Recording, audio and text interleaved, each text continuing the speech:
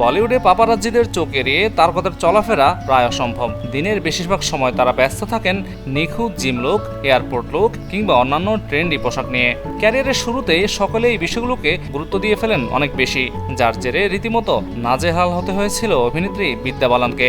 সম্প্রতি অভিনেত্রী জানান তিনি রীতিমতো ভয়ে ভয়ে থাকতেন এয়ারপোর্ট লুক নিয়ে। ঈশ্বরকে ডাকতেন যেন কোনো ফটোগ্রাফার না আসেন। ভারতীয় সংবাদ মাধ্যম হিন্দুস্তান টাইমসের এক প্রতিবেদনে বলা হয়েছে, ভয়ে লুকিয়ে থাকতেন বিদ্যা, যদিও তাতে লাভের লাভ কিছুই হতো না। পাপারাজ্জিদের ক্যামেরায় ঠিকই ধরা পড়তেন তিনি, তবে সময়ের সঙ্গে সঙ্গে সবটাই যেন ঠিক হয়ে গেছে বলে দাবি করেছেন জনপ্রিয় এই অভিনেত্রী। ইন্ডাস্ট্রির তথাকথিত সাইজ কনসেপ্টকে গুড়িয়ে দিয়েছেন অভিনেত্রী।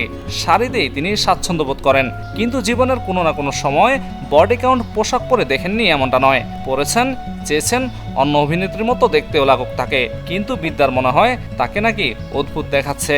রেড কার্পেটে বেশিরভাগ সময় শাড়িতে দাপানো নিঃসন্দেহে চ্যালেঞ্জ, আর সেই চ্যালেঞ্জে বেশ ভালোভাবেই পাশ করেছেন বিদ্যা। ট্রেন্ড সেন্টার কি বলা যায় তাকে? বিদ্যার উত্তর, আমার কাছে তো কোনো চয়েসই ছিল না। ওসব পোশাকে আমি ফিট হতাম না। আমি একটা জিনিস বুঝতে পারি, হয় সারা জীবন তাদের মতো হওয়ার বাসনা করে যাব, নয়তো আমি যা তা হয়েই থাকতে পারবো। বিদ্যা আরও বলেন, যে মুহূর্তে আমি অন্যের মতো হওয়ার চেষ্টা বন্ধ করে দিলাম, দর্শকও আমাকে আরও কাছ থেকে পেতে চাইল।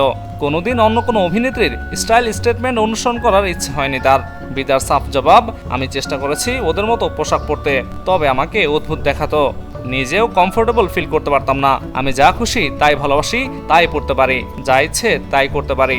আমি মুক্ত, আমি স্বাধীন। মানুষের কাছে তোমার প্রশংসা করা ছাড়া আর কোনো উপায় নেই, কারণ তারা নিজেরও বুঝে গেছেন আমার লজ্জা নেই। এদিকে বিদ্যা বালানের আত্মবিশ্বাসী তাকে ভিন্ন ধারার অভিনেত্রী হিসেবে প্রতিষ্ঠিত করেছে, যিনি নিজের স্টাইলে হয়েছেন অনন্য।